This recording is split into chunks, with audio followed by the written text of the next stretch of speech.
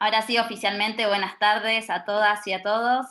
Gracias por conectarse a los lunes al Zoom, que es un ciclo que estamos haciendo de formación para tratar temas de actualidad y qué más tema de actualidad que el tema de la vivienda, que es algo que nos afecta a todos y sobre todo, bueno, en el marco de estas elecciones. Entonces, bueno, vamos a tener la ponencia de tres especialistas representativos de diversos sectores y primero la presentación de Jorge Moruno, que es diputado autonómico de Más Madrid, que nos va a presentar este evento y, bueno, dar algunas pinceladas. Así que adelante, Jorge. Bueno, en primer lugar, agradeceros la invitación al debate y saludarlo. Es un debate más que necesario porque si hay una cuestión central y cardinal en este país es la cuestión de la vivienda, ¿no? Que lo atraviesa todo. Hoy aparecía una noticia de un periódico que algunos cada vez lo irán asociando más a posiciones revolucionarias, que es el Financial Times, que venía a proponer una especie de New Deal para la juventud, donde proponen a que los ayuntamientos puedan gravar mejor y de manera más progresiva el suelo y utilizar esos ingresos para invertir en vivienda social. Esta posición, esta postura, exponerla en España automáticamente te coloca en el imaginario del mainstream en posiciones revolucionarias. Y esto quizás dice mucho de cuál es la situación de la vivienda en nuestro país, porque de alguna manera llevamos como un siglo de retraso con respecto al resto de Europa o a la mayoría de los países y regiones de nuestro entorno en materia de vivienda, ¿no? Y esto de alguna manera la vivienda se ha construido, al menos desde el franquismo, desde el ministro de Vivienda, el señor José Luis Arrese, como la columna vertebral productiva y cultural de nuestro país, que constituye también los anhelos aspiracionales, que ha sido el sustituto, se ha construido como el sustituto de un mayor desarrollo del estado del bienestar y que al mismo tiempo supone un lastre productivo y un lastre para el cambio de modelo productivo en nuestro país. Y esto se debe principalmente, en mi opinión, por dos grandes cuestiones asociadas a ese, como digo, a ese legado del modelo de vivienda franquista, ¿no? Que es la anomalía europea. En primer lugar, la intervención directa del Estado para convertir a la ciudadanía en propietaria de la vivienda y, en segundo lugar, el modelo de vivienda pública donde es una constante dosificación del dinero público que se va privatizando y se va convirtiendo en viviendas privadas. Es decir, la idea de que las viviendas se pueden descalificar pasado un tiempo y pasan a venderse en el mercado libre. Eso explica en gran medida por qué en los años 80 en España la mitad de las viviendas existentes eran viviendas protegidas y en 2019 solo llegaban al 9% de las mismas, ¿no? O, por ejemplo, como podemos ver en el caso de Madrid, aterrizando en Madrid, como desde el año 1984, que es cuando se funda el antiguo IBIMA y actualmente la Agencia de la Vivienda Social, a lo largo de todo este tiempo se han privatizado más de 72.000 viviendas solo en la región de Madrid. Imaginémonos si ahora pudiéramos tener esas 72.000 viviendas sumadas a las 24.000 existentes que hay, ¿no? Eso supondría una mayor bolsa de vivienda pública con la cual poder tirar los precios a la baja. Y a mí hay una cosa, y como digo que la cuestión, por eso digo que la cuestión de la vivienda, si cambiamos el modelo de vivienda de España, cambiamos España, porque yo creo que atraviesa todo, como digo, la cuestión aspiracional, cultural, productiva, económica. Si hay algo que lo atraviesa, como digo, es la vivienda, ¿no? Pero observamos datos que son escalofriantes y que nos colocan a la cola del conjunto de Europa en todas las tablas, ¿no? Madrid tiene 0,3 viviendas sociales por cada 100 habitantes, que es menos de la media española, menos que la media europea y años luz de modelos de referencia de Países Bajos, que tiene 12, o Austria, que tiene 10, ¿no? Lo mismo con, obviamente, el peso que tiene el parque público sobre el total del parque inmobiliario, la opacidad que hay en todo lo que hay alrededor de la cuestión inmobiliaria. Y por eso es extraño escuchar en ocasiones cuando se hablan de algunas medidas para facilitar el acceso a la vivienda en una de las regiones de Europa y en un país de Europa que estamos a la cola en emancipación juvenil, a la cabeza en esfuerzo inquilino por pagar el alquiler y en esa disparidad entre bajos ingresos y alquileres desorbitados, ¿no? Cuando se pontifica de la manera en la que se pontifica sobre medidas como la regulación de precios del alquiler.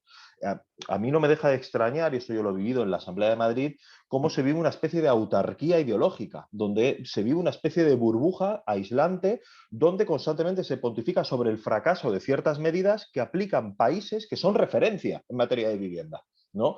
Entonces, ¿cómo se puede calificar de fracaso el modelo de Viena, que regula el precio del alquiler y el precio del suelo desde hace casi 100 años? O Dinamarca, que también regula el precio de los alquileres. O ahora que hemos visto además que Países Bajos lo ha ampliado al alquiler privado, donde no se puede subir más de un 1% en aquellos alquileres que superen los 750 euros mensuales, ¿no? Entonces, afrontar el debate de la vivienda en España es al mismo tiempo afrontar las posibilidades de transformación del país y por lo tanto de otro paradigma que deje de estar cautivo por el ladrillo, que sea capaz de ofrecer un alquiler asequible al conjunto de la población, porque no tiene ningún sentido que seamos un país que al mismo tiempo que construía como para alojar a toda Alemania junta, al mismo tiempo los precios se duplicasen y el suelo creo que se cuadruplicase.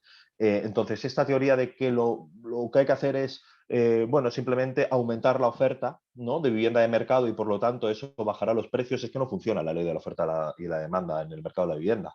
Y es que esto es algo que ya decía The Economist, es que son cosas ya que son cada vez más obvias, ¿no?, porque funciona con expectativas a futuro. Entonces, necesitamos introducir, en mi opinión, hay que ir avanzando hacia un modelo de un sistema público de vivienda, que tenga una pretensión universal, es decir, que no se conciba lo público solo como pretende muchas veces la derecha, no, lo público es una cosa para pobres. Público sinónimo de cosa para pobres, para aquellos que no se pueden permitir el mercado, ¿no? Creo que hay que ampliar y ensanchar las espaldas de lo que se considera como lo público y la vivienda es un elemento fundamental, no solo para el desarrollo personal, no solo para el desarrollo del estado del bienestar, sino también que es una pata fundamental para que ejerza de palanca para el cambio de modelo productivo.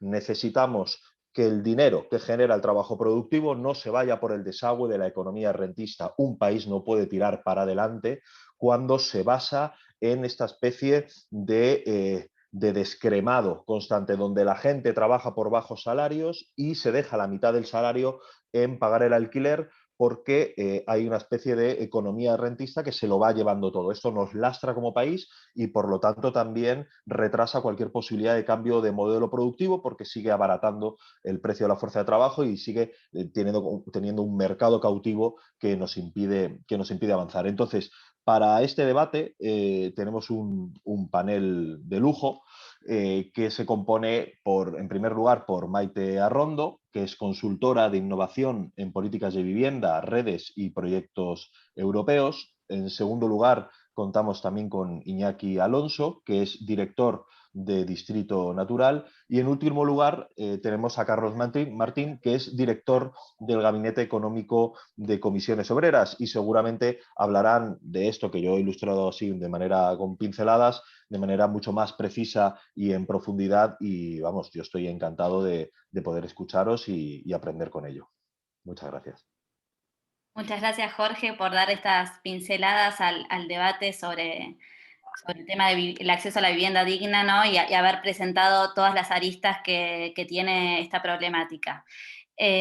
Como decías, bueno, ahora vamos a dar paso a la intervención de nuestros ponentes, pero antes quería avisarles a todos que si quieren hacer preguntas, tanto a Jorge como al resto de los ponentes pueden escribir su pregunta por el chat y luego al final de las intervenciones las leemos, o si no, luego al final de todas las intervenciones pueden pedir la palabra levantando la manito de Zoom y les damos voz. Así que, bueno, con eso pasamos a Maite Arrondo, que como comentaba Jorge, es especialista y consultora de innovación en políticas de vivienda, redes y proyectos europeos. Es licenciada en Ciencia Política y de la Administración, máster en Derechos Humanos y Democratización y doctoranda en la Universidad Pública de Navarra. Y se ha desempeñado en distintas instituciones, como por ejemplo en el Ayuntamiento de Barcelona, y bueno, desde allí y desde toda su experiencia puede comentarnos un poquito su visión sobre este tema. Muchas gracias, Maite, y buenas tardes. Hola, buenas tardes. Muchísimas gracias por la invitación, es un auténtico placer. Y la verdad es que la oportunidad de poder hablar de políticas de vivienda con un poco más de rigor, sin tanto sensacionalismo y con titulares bomba, es a veces un placer. Así que le agradezco mucho. Os voy a decir buenas tardes y buenas noches si estamos en horario europeo, que es un poco la perspectiva que pretendo o que también voy a intentar traer a la presentación, a mi intervención, hablando un poco del contexto europeo para situarnos y entender que la vivienda en España estamos en comparativo europeo pues unos niveles bastante por debajo de incluso subdesarrollados, porque nunca se ha entendido como una política pública que integre el estado de bienestar en todo lo que es la batería de servicios y políticas en este sentido, ¿no? Y luego, por último, haré una breve presentación del ejemplo del caso que conozco en mayor profundidad, que es el caso de Barcelona, para el que llevo trabajando como consultora, dando apoyo en redes y proyectos de innovación en políticas de vivienda. Esto significa haciendo intercambios técnicos con otros ayuntamientos, tanto de Europa como de otras ciudades, como por ejemplo Nueva York, donde tuvimos un proyecto de intercambio técnico y donde es una permanente fuente de información, de aprendizaje y de conocimientos. Y en este respecto, y como anécdota, añadiría, para que apunte Jorge a su listado de referencias de regulación de alquileres, el caso de Nueva York, donde para nuestra mayor perplejidad, cuando fuimos allí, también regulan el alquiler.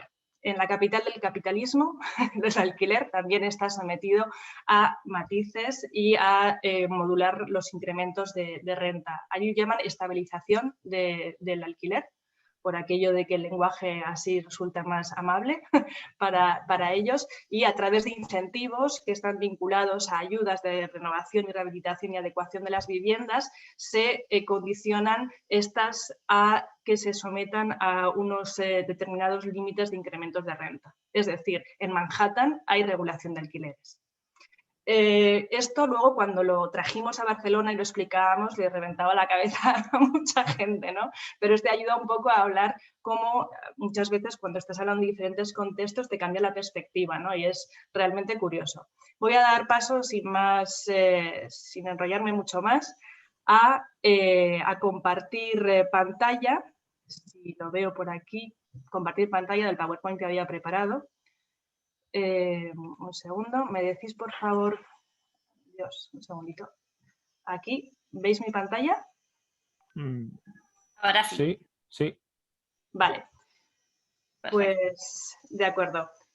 En primer lugar, decir que como decía Jorge anteriormente, a nivel estatal España es una anomalía en varios sentidos. Primero, porque el parque de vivienda es de propiedad, porque se ha privatizado en la mayor parte de los casos, cosa que ya no se está haciendo. La calificación permanente de vivienda se está planteando, ya se ha reconocido y así se opera en diversas comunidades autónomas, como es en Euskadi, en Navarra, mi comunidad, desde la que hablo, Baleares y otras muchas. Es decir, progresivamente las leyes autonómicas están imponiendo lo que lleva siendo la inercia, la normalidad europea, por fin la están incorporando, ¿no? Por muchas razones que citaba anteriormente, es una anomalía, ¿no? En cualquier caso, aquí en esta gráfica, si podéis ver, se refiere al porcentaje de vivienda social que hay en cada uno de los países. Y ahí vemos cómo en los Países Bajos está en torno al 30%, concretamente en Ámsterdam, a nivel estatal. Después en Austria también, donde en Austria tienen el perfecto equilibrio, donde todo el parque de viviendas se puede más o menos dividir entre un tercio es vivienda social, un 33% aprox, otro tercio es vivienda asequible, es decir, por debajo de precios de mercado, normalmente gestionado por operadores público-privados sin ánimo de lucro, y otro tercio es vivienda privada, que está sin ningún tipo de limitación, con lo cual clase media, clase baja y quien quiera permitírselo y quien pueda, pueden optar cada uno a diferente vivienda, pero el acceso a la vivienda está garantizado de alguna manera y esa es una de las razones por la que Viena hoy en día es una de las ciudades con mayor calidad de vida en todos los estándares y ratios a nivel europeo. Después están, como podemos ver, países de nuestro entorno, Italia, Portugal, por encima, bastante por encima del ratio de porcentaje de vivienda social que tenemos en España. En el caso de España están, según las estimaciones, en torno al 2%, porcentaje que me parece que es bastante alegre, que no llega en todos sitios. Aquí hay debate entre los académicos, y luego decir que estos porcentajes no son iguales en el conjunto, ¿no? Sino que hay diferencias según nos hablamos de ciudades, capitales y demás. Y en esta parte derecha del gráfico podemos ver cómo está desagregada algunas de las capitales, ¿no? En segundo lugar, aquí en este gráfico que lo ha elaborado Housing Europe, que es la plataforma que engloba a los operadores públicos y privados y cooperativas, proveedores de vivienda social y asequible europeo, el gran lobby del sector de vivienda social y asequible en Bruselas. Esta era un poco la evolución pre-COVID de la política de vivienda. Y es que había habido una inversión en vivienda que había ido bajando en todos los ámbitos, tanto en construcción per se, o sea, directamente en construcción, como en ayudas directas y subsidios y ese tipo de ayudas, ¿no? Se habían disminuido ambos de manera muy fuerte, e incluso estimaban, hacían una estimación de que en general, en términos europeos, había lo que yo llamo un investment gap, una falta de inversión de en torno a 57 billones de euros. Por los últimos años, en concreto los últimos 2 años, en el ámbito comunitario ya estaba empezando a cambiar el discurso. Ya estaba un relativo consenso sobre que la falta de vivienda asequible era un fenómeno que estaba lastrando la economía y la sociedad en la mayor parte de los países, y que hacía falta una nueva inversión, ubicar la vivienda, empezar a gastar más, a recuperar los niveles de inversión, y había un relativo consenso respecto al tema. Ahora con el COVID, ese consenso ha quedado ya superado, ya está claro que la vivienda como gasto y como política comunitaria se identifica como un motor de desarrollo económico, y además de satisfacer una necesidad, y ya se han puesto los medios para abordarla, ¿no? Se están disponiendo. Así decía que la situación pre-COVID planteaba un déficit de gasto público, tanto en inversión directa como en ayudas. En el ámbito comunitario, en la época pre-COVID y ahora también hasta cierto punto, una de las grandes excusas, por decirlo de alguna manera, para no tratar el tema, no abordar el tema de vivienda, es que no era una competencia directa, está en una competencia comunitaria. Pero esto es una verdad a medias, es decir, no es competencia directa, pero indirectamente en el ámbito comunitario regula la mayor parte o aspectos claves que inciden y afectan al mercado de la vivienda.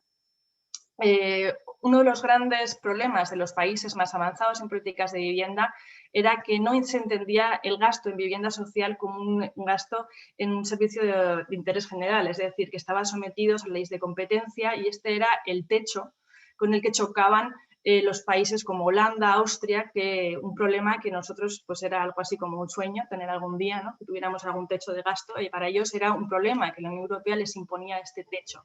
Ahora estos techos de gastos están y estas limitaciones se están superando. Como decía, las iniciativas comunitarias ya estaban cambiando, estaba cambiando el discurso, estaba modificándose este planteamiento. ¿Cuál es la situación post-COVID? Un poco las tendencias de la situación post-COVID en el ámbito comunitario. Primero, que se relaciona de forma directa vivienda con salud pública. Se está claro, y cada vez hay más indicadoras a nivel comunitario, que la calidad de la vivienda, el hacinamiento, la habitabilidad de la vivienda tiene una relación directa con la salud y con la pandemia. En segundo lugar, y esto ha sido lo más disruptivo que le puede pasar a alguien que lleva años trabajando en el ámbito del sinhogarismo, es que durante unos meses el abordar y terminar con el sinhogarismo fue posible, al igual que los desahucios, ¿no? Entonces fue lo más bestia, por decirlo de alguna manera, que le pueda suceder a organizaciones como FEANSA, la Federación Europea que trabaja con personas sin hogar, años, décadas haciendo incidencia para pedir recursos, y en meses vieron un tsunami de recursos y vieron que era una cuestión pura y dura de voluntad política y era factible, como así se ha demostrado, acabar con el sinhogarismo. A corto plazo, en el ámbito comunitario todavía es muy precipitado, es muy complicado hacer estimaciones o hablar con claridad sobre el tema, pero lo que está claro es que se espera un una oleada de impagos y retrasos. Casi todas las medidas en este sentido están siendo parches prorrogadas con muy a corto plazo, modificándose progresivamente y se espera que a finales de año, sobre todo el próximo, sea cuando haya una mayor incidencia de desahucios, principalmente de alquiler, en toda Europa. Entonces, aquí hay que dar respuesta ahí de alguna manera. Y luego, organizaciones como FEANSA precisamente hablaban de que obviamente la crisis a medio plazo no va a afectar a todos por igual. Y uno de los grupos más perjudicados era patente que iban a ser, por ejemplo, los jóvenes, ¿no? Donde por el poder adquisitivo, por la situación laboral y por la falta de accesibilidad de vivienda iban a tener mayores problemas para ello, ¿no? Ahora voy a pasar haciendo un poco salto cuántico de hablar del caso de Barcelona. Hablo del caso de Barcelona porque creo que es una referencia más próxima, más conocida y demás, pero en el ámbito comunitario permanentemente estamos viendo casos de políticas públicas muy innovadoras, con muchos aspectos novedosos y disruptivos en algunos sentidos, ¿no? Por ejemplo, el plan de vivienda de Lisboa, lo escuchaba ayer a un colega presentarlo, que uno de los objetivos estratégicos de su plan que recoge es intentar hacer un match, intentar equilibrar la demanda y la oferta, ¿no? Cosas así que suenan como muy sencillos y demás nunca han sido planteadas dentro de un plan estratégico municipal. Cuando se habla de oferta de vivienda, primero lo que debiera ser previo es un correcto diagnóstico y ahí nos tropezamos con lo que decía Jorge, con la gran opacidad de datos, ¿no? Con la falta de datos rigurosos. En ese sentido, el plan estratégico de Barcelona, que como decía es el que conozco en mayor profundidad, está hecho además de un proceso participativo partiendo y en proceso y a la par del desarrollo de una institución clave, que es el Observatorio Metropolitano de Vivienda. Este es el observatorio que provee de datos rigurosos, oficiales, sobre vivienda y llegando incluso a fórmulas que permiten hoy en día en temas de inteligencia artificial y Big Data acceder a convenios con portales de idealistas y de otro tipo, no creo que no sea el caso de idealistas, es Habitaclia, creo que tiene un acuerdo para dar datos sobre los incrementos de oferta de alquiler, datos rigurosos sobre los que construir, a partir de los cuales construir políticas públicas de vivienda. Una de las cosas que más les llama la atención a nuestros socios y otras ciudades europeas cuando hablamos de política de vivienda en muchos casos es la falta de un diagnóstico correcto de base. Y esto se ha intentado satisfacer a partir de este observatorio que, según he visto en el programa de Más Madrid, está incluido como una de las medidas. El segundo paso del plan estratégico de Barcelona, o sea, en Barcelona en la política de vivienda, y no sé si me estoy excediendo del tiempo, pero termino brevemente, fue elaborar un plan estratégico a 10 años vista. Esto ya fue algo novedoso porque los planes de vivienda se hacían a muy corto plazo, cosa que es antinatura en una política de vivienda que se funciona a fuego lento, como es la política de vivienda. Y se hacía un plan de 10 años donde además se incluía la vivienda, como está en el título, como derecho, ¿no? Buscando ese equilibrio complicado, pero posible, entre un bien de mercado y un derecho humano vinculado con la dignidad. En este plan de vivienda se partían de 4 ejes estratégicos. El primero de ellos era prevenir y atender la emergencia habitacional y la exclusión residencial, por ejemplo, creándose servicios nuevos como el SIFO y ULAUCER, que son de atención y mediación en políticas en desahucios, que ni siquiera existían antes de la llegada del equipo de Ada Colau al ayuntamiento, que ahora mismo atienden, creo que está el 90%, cerca del 90% de los casos de desahucio en la ciudad. La segunda línea estratégica era garantizar el buen uso de vivienda y sobre todo se abordaron cuestiones de inspección y control. Por ejemplo, todo el tema de los pisos turísticos y la falta de regulación y demás se ha abordado por esta vía. El tercer eje estratégico es ampliar el parque de vivienda asequible y la siguiente filmina que pondré será un poco para leer una batería de medidas con la que se ha abordado esta necesidad. Y por último, mantener, rehabilitar y mejorar el parque de vivienda actual. la rehabilitación, que era uno de los grandes esfuerzos también de la política de vivienda, que además no solamente era poner un esfuerzo y ponerla también en el centro, la rehabilitación, sino cómo hacerla y cómo condicionarla para evitar impactos sociales negativos. Quiere decir, pues los beneficiarios de ayudas de rehabilitación que luego tuvieran que adecuarse a mantener a los inquilinos o evitar el proceso de gentrificación, subidas de alquileres, someterse a la regulación de alquiler cuando antes era unas indicaciones no vinculantes, es decir, hacerlo de una manera que garantizara la asequibilidad permanente de la vivienda. Cuando hablaba de ampliar el parque de vivienda, cosa que es necesaria, por supuesto, con un 2% de parque de vivienda social, esto es una necesidad, obvio, pero no puede ser la única. No es una cuestión de oferta, la solución mágica que va a dar solución al complejo problema de la vivienda. Una de las cosas, creo que de más valientes de la política del Plan Estratégico de Barcelona es que no lo ha puesto toda una carta, que ha hecho una batería de medidas, y aquí la filmina está en catalán, acabo de darme cuenta, para conseguir este objetivo. Uno es la promoción directa y la construcción de vivienda social, otro es la colaboración con cooperativas de vivienda, con entidades privadas, de promotores privados, con y sin ánimo de lucro, la compra directa a través de instrumentos como el tanteo retracto, y otras muchísimas fórmulas, ¿no? Yo creo que esta diversificación a la hora de ampliar el parque de vivienda y de construirlo y buscar socios es fundamental, porque se entiende que no solamente puede ser la administración sola la que pueda conseguir este objetivo, ¿no? Además de incrementar este parque de vivienda social a través de la bolsa de alquiler pública, instrumentos de rehabilitación que deriven la vivienda en vivienda social de alquiler a través de fundaciones como Habitat 3, por ejemplo. Todo este tipo de medidas funcionan como una especie de laboratorio de políticas públicas, por decirlo de alguna manera, que por mi experiencia en los últimos años está siendo una especie de referencia para muchas ciudades, especialmente del sur y del este de Europa, que comparten muchas de nuestras problemáticas, que son donde está la propiedad privada atomizada del parque de vivienda, pequeños propietarios y principalmente con muy poco parque de vivienda social. Y entonces transferir las prácticas, las políticas de ciudades como Viena, igual que en el caso de Español, creo que es ciencia ficción, ¿no? En alguna medida tenemos que tener en cuenta pues, que no tenemos ni los recursos ni la historia de Viena.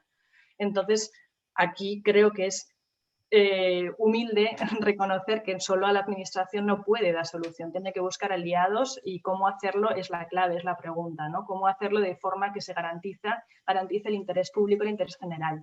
Y eso significa garantizar la asequibilidad permanente de la vivienda en el tiempo y intentando que el suelo siempre se mantenga como titularidad pública.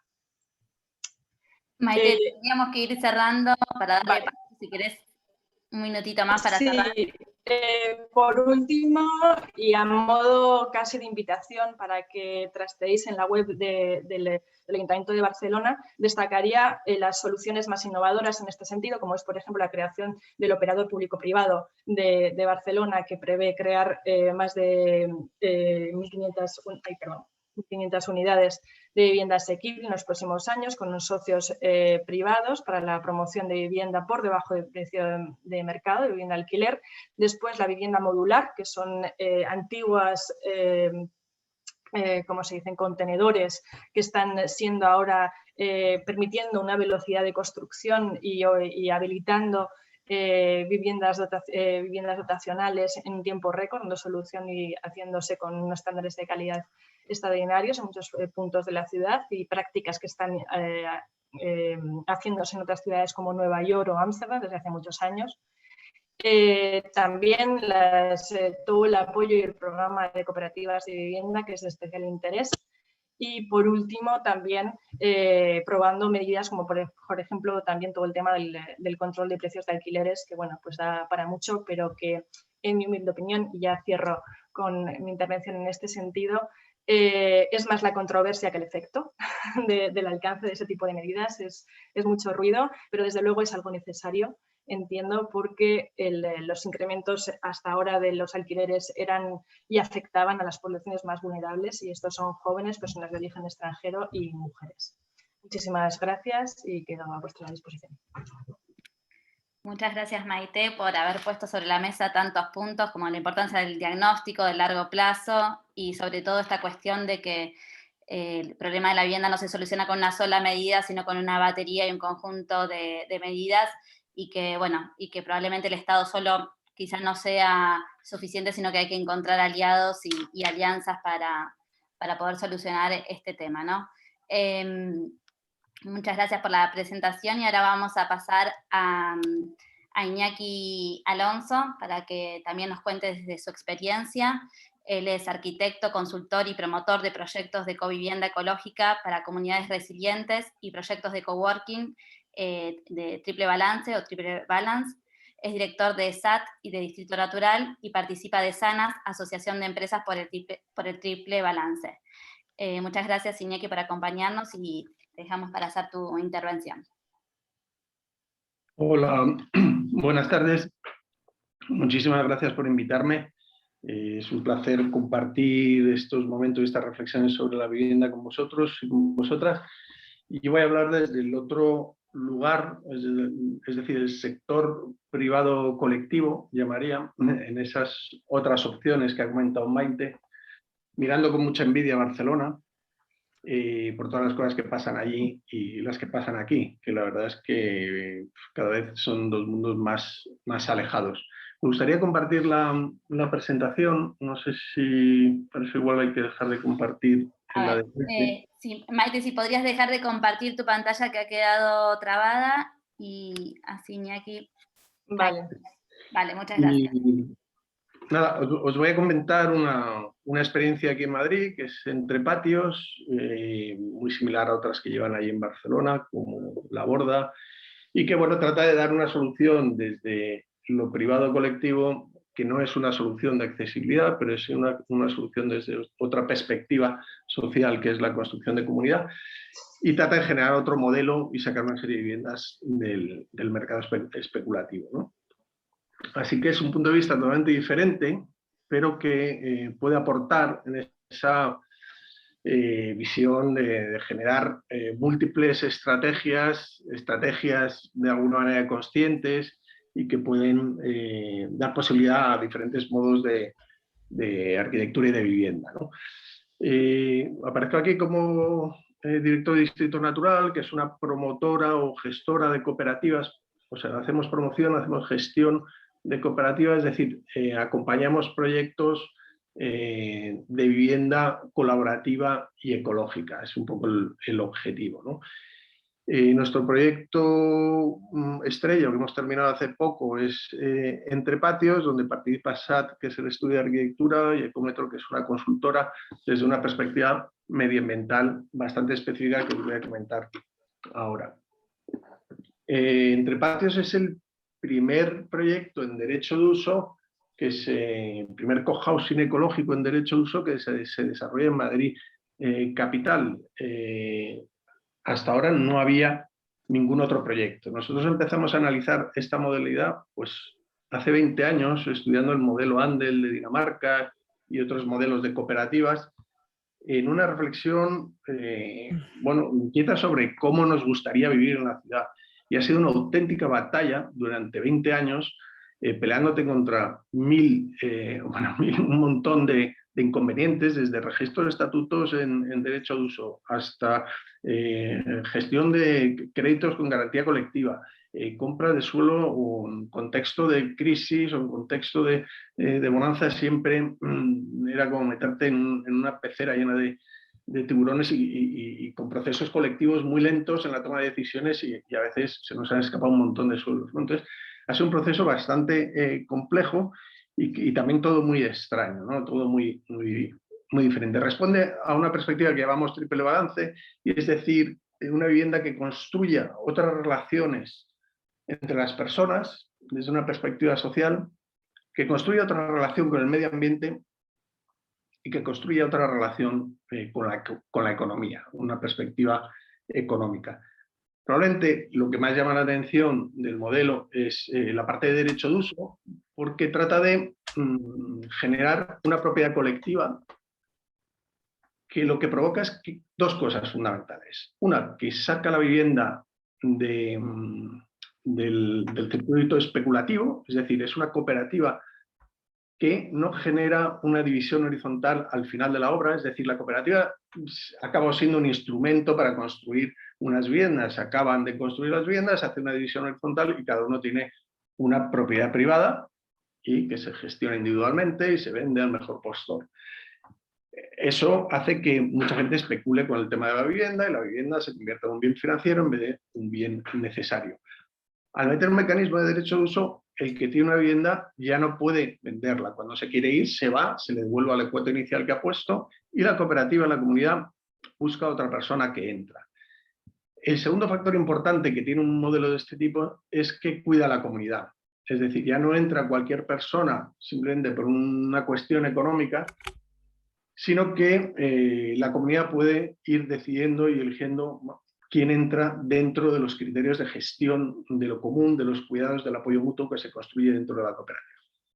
El segundo aspecto es el aspecto ecológico. Aquí he puesto CO2 nulo, bueno, porque es un factor relevante de este proyecto, no tiene ni un gramo de emisiones de CO2 en su uso y el proceso de construcción del edificio ha calculado toda la huella de carbono y la ha compensado. Es decir, ese, entre muchos otros aspectos, está construido de madera, está construido, diseñado con unos criterios Passive House, gestiona un montón de agua, que ahora voy a profundizar en la parte medioambiental sobre todo, pues hace que podamos construir edificios que construyen otro tipo de relaciones en el tema medioambiental, ¿no?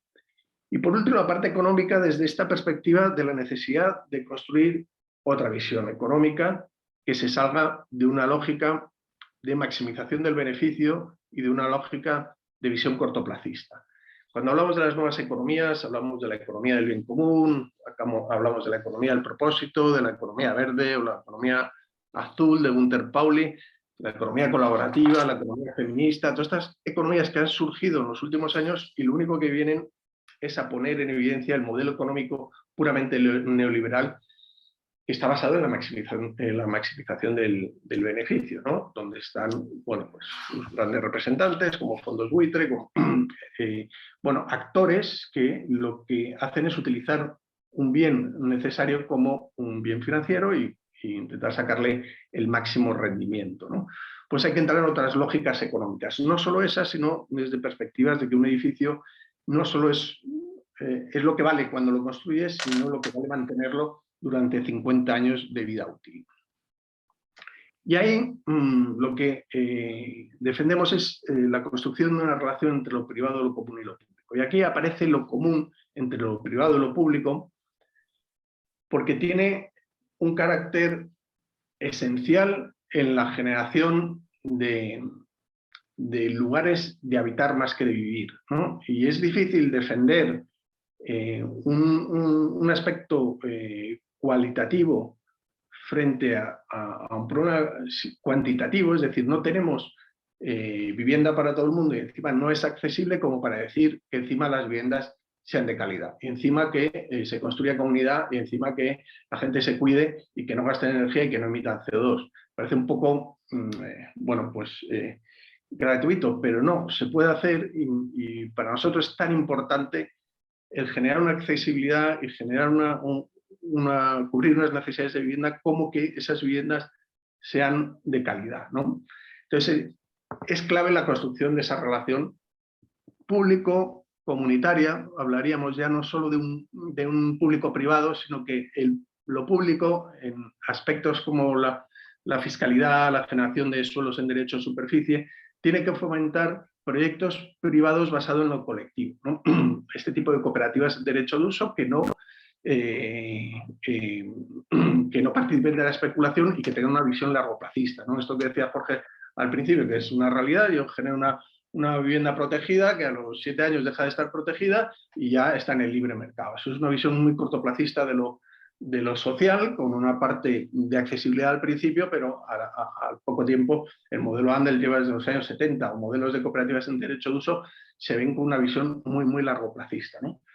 Y aquí hablaba, y para mí es importante la parte de vivienda social desde esta doble perspectiva. Hablamos mucho de accesibilidad. Accesibilidad es necesario generar vivienda asequible y poder dar vivienda a los que no la pueden pagar, ¿no?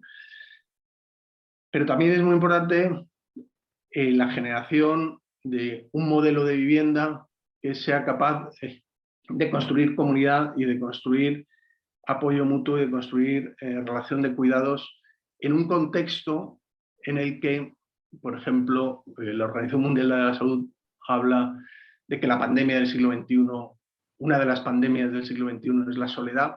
Es decir, un contexto de vida en las ciudades donde cada día estamos más juntos, cada día estamos más conectados y cada día no para de aumentar la soledad en las ciudades, ¿no? Y ya en sectores más desfavorecidos como los mayores es aberrante o muy, muy preocupante ver lo que pasa con las residencias, lo que pasa en muchos aspectos, ¿no? Entonces esta relación de no solo generar una vivienda accesible, sino que se favorezca, se cuide y se busque generar hábitats, ¿no? Y en este aspecto voy a contar muy rápidamente Entre Patios, porque lo fundamental era esta entrada. Entre Patios es, como os decía, el primer cohousing ecológico en Madrid, ha sido un premio europeo de vivienda colaborativa.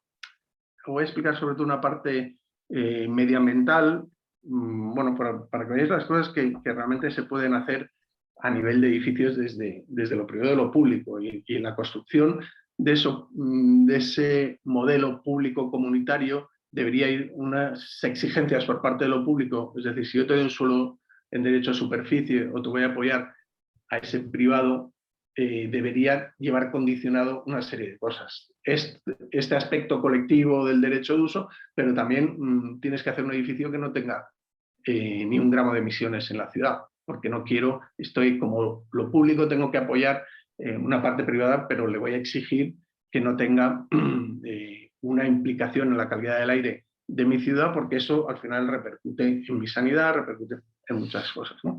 Entonces se pueden diseñar edificios con criterios bioclimáticos muy exigentes, Passive House. ¿Qué es el Passive House? Pues un diseño hipereficiente. ¿Qué quiere decir eso? Pues mira, en este caso, en enero, el consumo de energía de una vivienda de 90 metros cuadrados han sido 22 euros, en febrero 11 euros y en marzo 12 euros. Calefacción, consumos eléctricos, electrodomésticos, es decir, todo. Y eso no es nada más que una parte de diseño implementada en el proceso proyectual del edificio.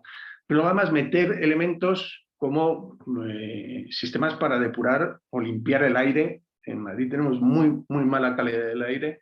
Una de cada 5 personas que fallecen está relacionada con la contaminación del aire. Los datos son bestiales en temas de calidad del aire. Podemos hacer edificios que limpian la calidad del aire. Obviamente tenemos que ir a limpiar cada vez más las ciudades, pero mientras que conseguimos limpiar las ciudades, podemos ir haciendo edificios que además miden, monitorizan, hacen un análisis de CO2, que son productores de energía.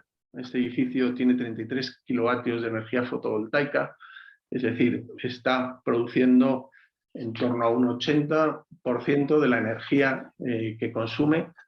Hay momentos donde produce mucho más de la que consume, la suelta a la red, y luego hay otros momentos donde la coge de la red, ¿no?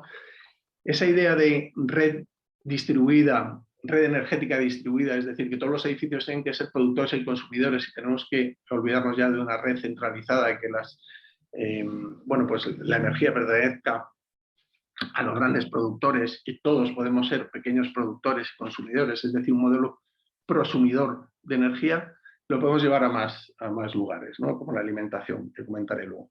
Podemos construir de madera, no es lo mismo construir con carbono embebido que construir liberando carbono al construir con cemento, causante del 6% de las emisiones de CO2. Es un cambio de paradigma desde el punto de vista cambio climático radical. Tenemos tecnología, lo sabemos hacer, madera obviamente certificada. Y bueno, y luego podemos calcular y esto aquí insistimos mucho con las administraciones, con todas las administraciones nos peleamos y en algunas se ha conseguido.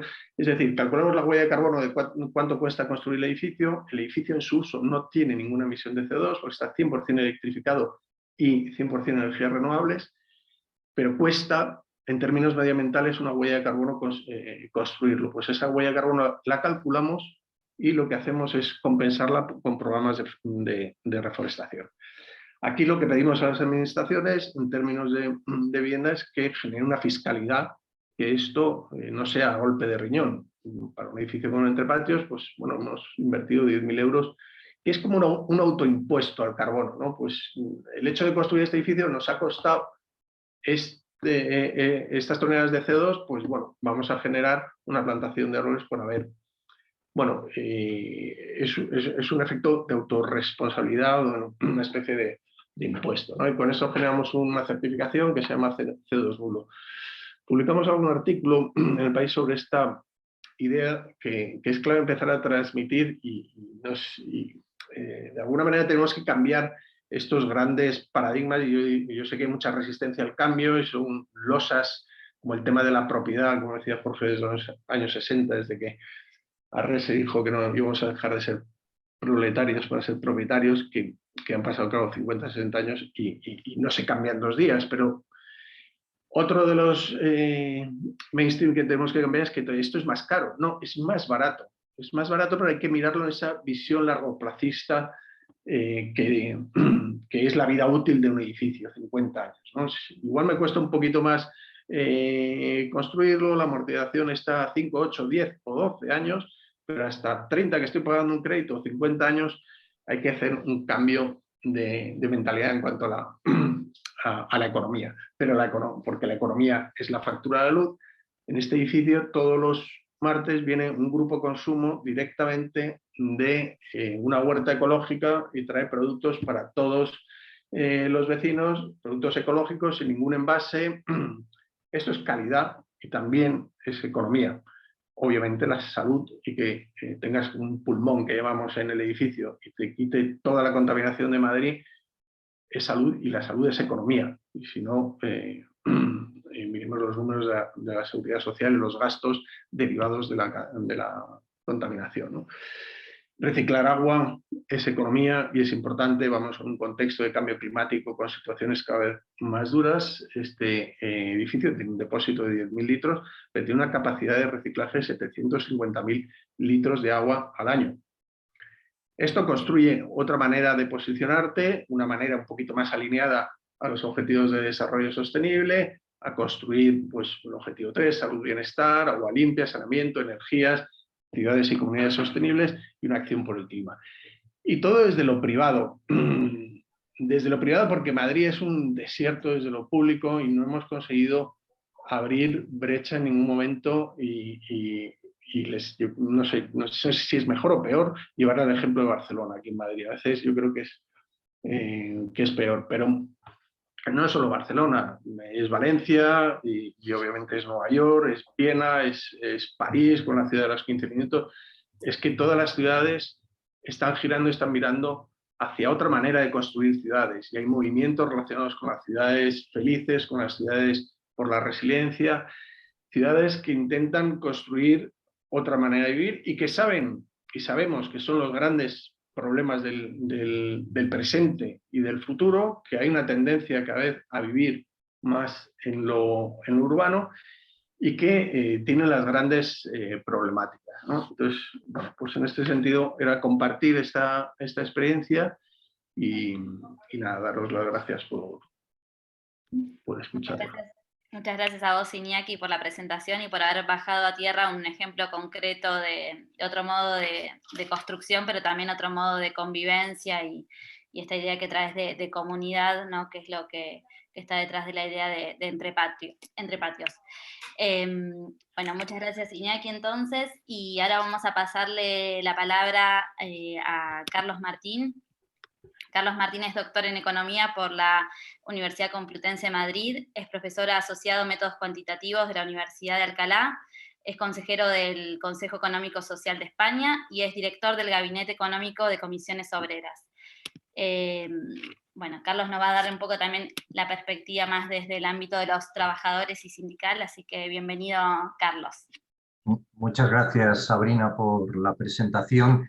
Yo quería, lo siento, no he traído un PowerPoint, pero voy a hacer tres bloques, ¿no? Uno sería una reflexión más general, otro sería dar algún pequeño dato o pincelada, aunque las personas que me han precedido en el uso de la palabra me lo han facilitado porque ya han proporcionado algunos a nuestra audiencia. Y por último, lo que quería es contaros cuál es la propuesta para la ley de vivienda que está en proceso de elaboración, para la ley del derecho a la vivienda, ya por fin que tengamos una a nivel estatal, que estamos haciendo desde las propuestas que estamos haciendo desde la reflexión sindical.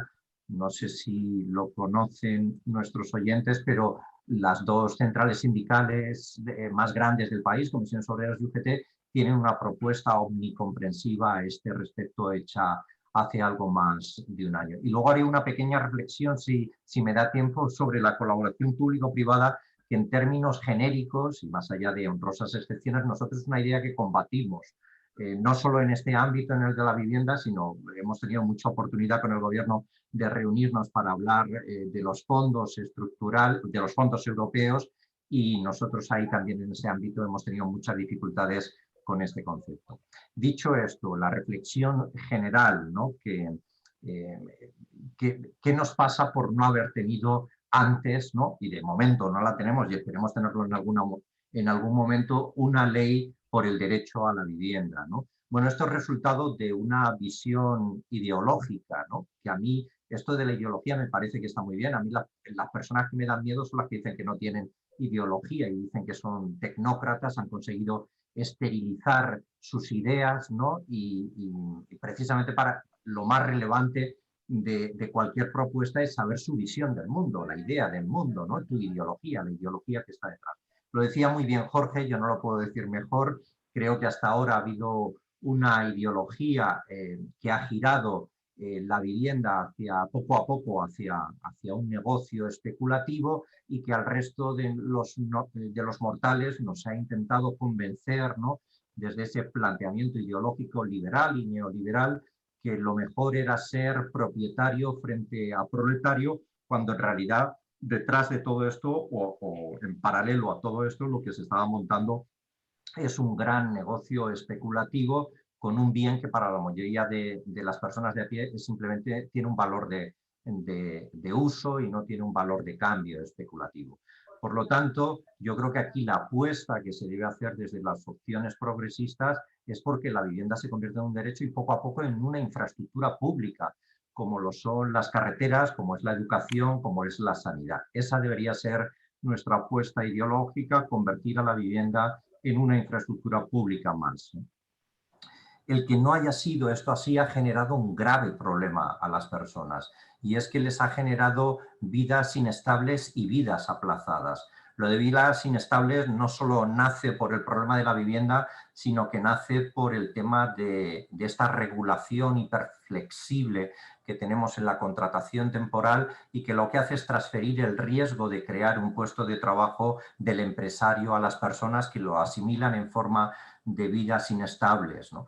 Y al ser inestables es al mismo tiempo una vida aplazada, ¿no? Porque no puedes abandonar el hogar familiar. Tenemos una de las edades de emancipación más altas de toda Europa, que se explican por esta regulación laboral, por los bajos salarios que también genera y por las dificultades de acceso a la vivienda. Todo esto influye también en una baja tasa de natalidad, que genera luego muchos más problemas también en lo individual y lo personal. Las familias por lo general declaran en las encuestas que les gustaría tener una descendencia de 2 hijos o hijas y al final acaban teniendo solo uno como consecuencia de estas vidas inestables y aplazadas, y esto hace también menos sostenible nuestra economía y nuestro sistema de pensiones. Y el tercer elemento de reflexión general, que es consecuencia de esta falta del derecho a la vivienda, es que, como decía muy bien Jorge, la vivienda está muy relacionada en este momento histórico, en general siempre, pero en este momento en particular está muy relacionada con el progreso del país, ¿no?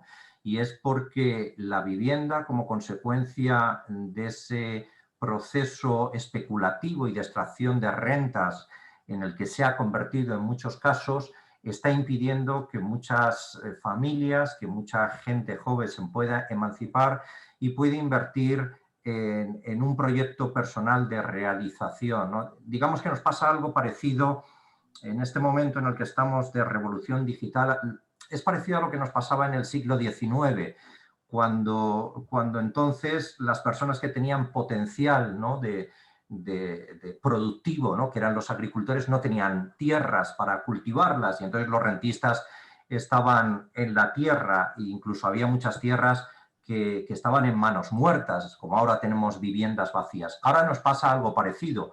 Tenemos a mucha gente con muchas capacidades productivas, que son gente joven y gente no tan joven, y tenemos, en este caso, en lugar de la tierra, son las viviendas, ¿no?, donde tenemos a los rentistas.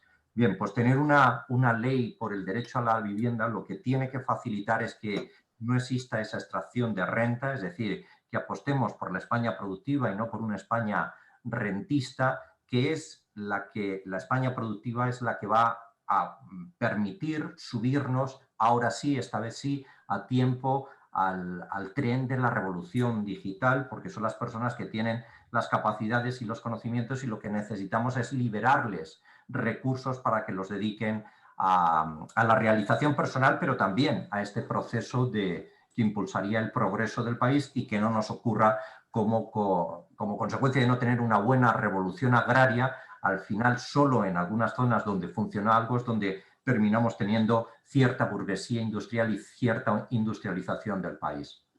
Algún dato muy general y muy por encima, ya nos ha contado antes Maite que somos un país de propietarios de vivienda por el tipo de incentivos públicos fiscales que ha existido. Hay solo 7.350.000 personas que viven de un alquiler a precios de mercado, un 15% de la población. El 48% de los jóvenes que se emancipan viven en una vivienda de alquiler, por lo tanto para ellos es un tema clave. No voy a repetir los datos porque los ha contado mucho mejor Maite del escaso volumen de vivienda social que tenemos en España. Las estadísticas que tenemos sobre propietarios de viviendas son fundamentalmente referidas a personas físicas, que es verdad donde se ubica gran parte del mercado, pero cada vez tenemos más grandes operadores que articulan la intervención en el mercado a través de SOCIMIs o EDAPs. En concreto, esto ha sido una colaboración simbiótica entre la banca y los fondos de inversión internacional que han entrado a través de esas figuras sociales que prácticamente están desfiscalizadas y que le ha permitido a la banca deshacerse de grandes bolsas de vivienda y trasladarlas con grandes descuentos a un operador que ha operado, valga la redundancia, para que los precios no cayeran, sino para que siguieran subiendo. En cualquier caso, si nos fijamos en la parte física de esas viviendas que están en alquiler, pues hay un gran contraste entre inquilinos y entre propietarios de viviendas, ¿no?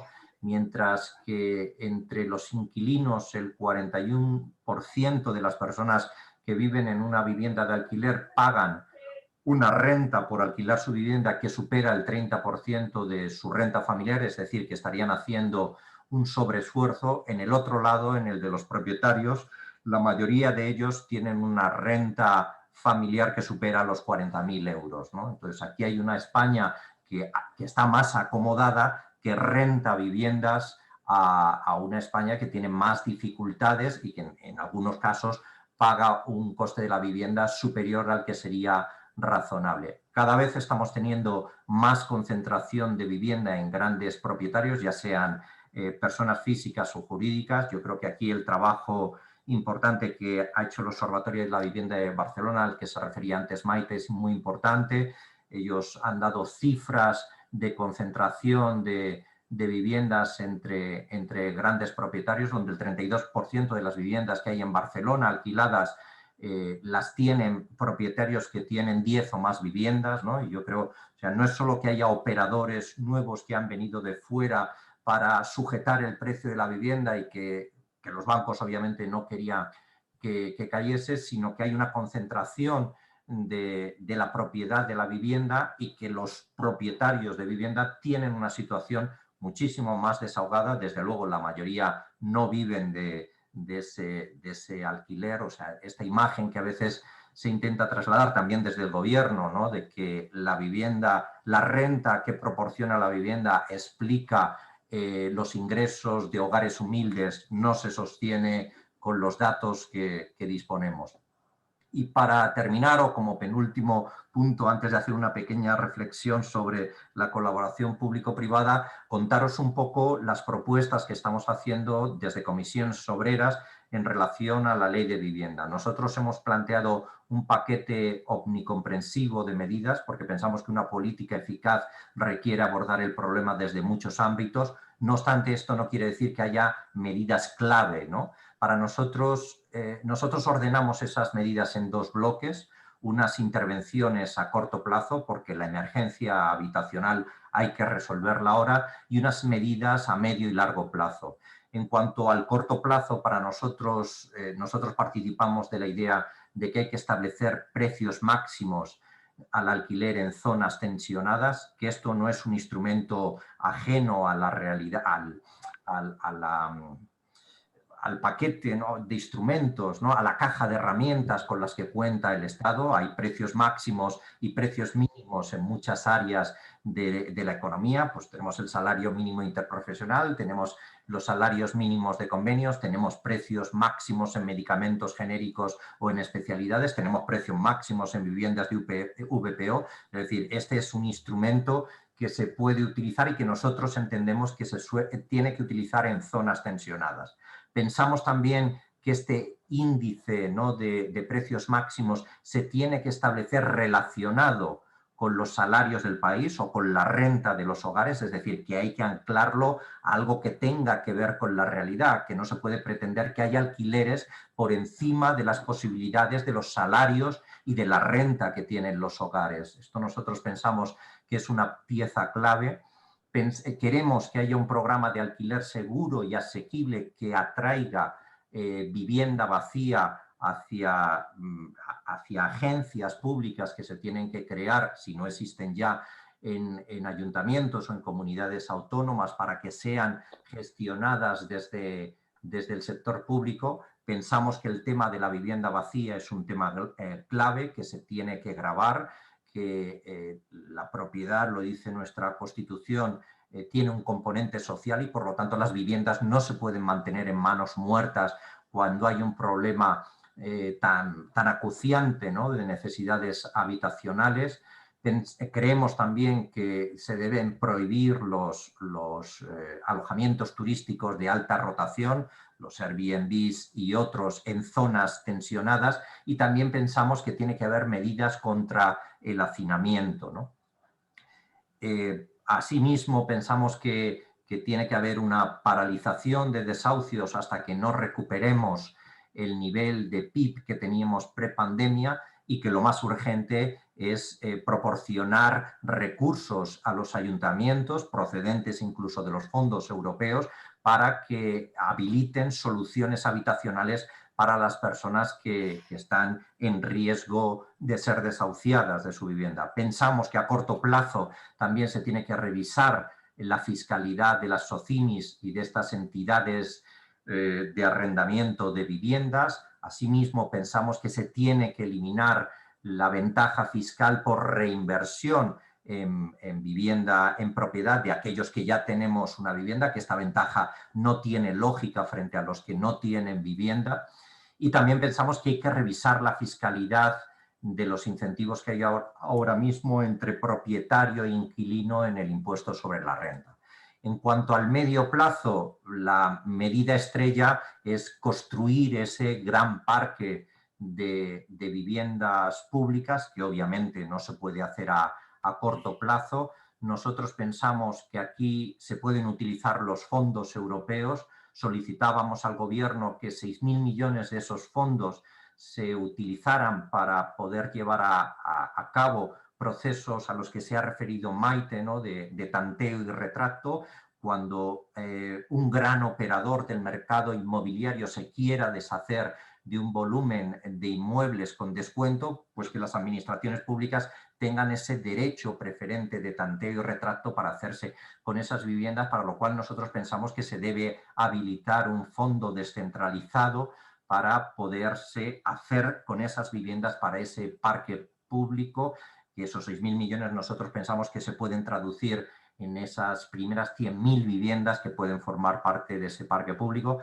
Estamos a favor de la rehabilitación de viviendas. Hay 5.300 millones habilitados en los fondos europeos, en el plan de recuperación, transformación y resiliencia, de los cuales 1.500 ya están dotados en los presupuestos generales del Estado. Pensamos que en el suelo público el 100% de la promoción se debe dedicar a vivienda asequible y que el 30% de las promociones en suelo privado se deben dedicar también a viviendas en alquiler asequible, ¿no? Además, estas viviendas, esa categoría esa calificación de vivienda pública para alquiler asequible, hay que asegurar jurídicamente que no se pueden cambiar, que no se puede descalificar, ¿no? Con la facilidad que se han descalificado hasta ahora las VPOs. Nosotros aquí, como en otros... Creo que ya tendríamos que ir cerrando. Sí, ya lo último entonces, y lo engancho con esto de la colaboración público-privada, nosotros como en otros ámbitos defendemos la figura del Estado emprendedor y en este contexto del Estado como promotor de viviendas, ¿no? Es decir, nosotros pedimos que sea el Estado el que promueva la construcción de, obviamente luego las construirán las constructoras de turno, pero que sea el promotor en la construcción de viviendas. Pensamos que esto es posible con las posibilidades de financiación barata que existen ahora mismo en el BEI a través de empresas públicas que en este caso no consolidarían su deuda en la deuda de las administraciones públicas siempre y cuando el 50% de sus costes los cubran con ingresos de mercado, ¿no? Entonces, ya digo, esta idea de colaboración público-privado, bueno, igual tenemos más oportunidad luego de tratarla más en profundidad. Estos son los planteamientos que hacemos nosotros desde Comisiones Obreras. Muchas gracias, muy amables. Muchas gracias, Carlos, por haber dado las propuestas y el posicionamiento de los trabajadores y sobre todo del sector sindical.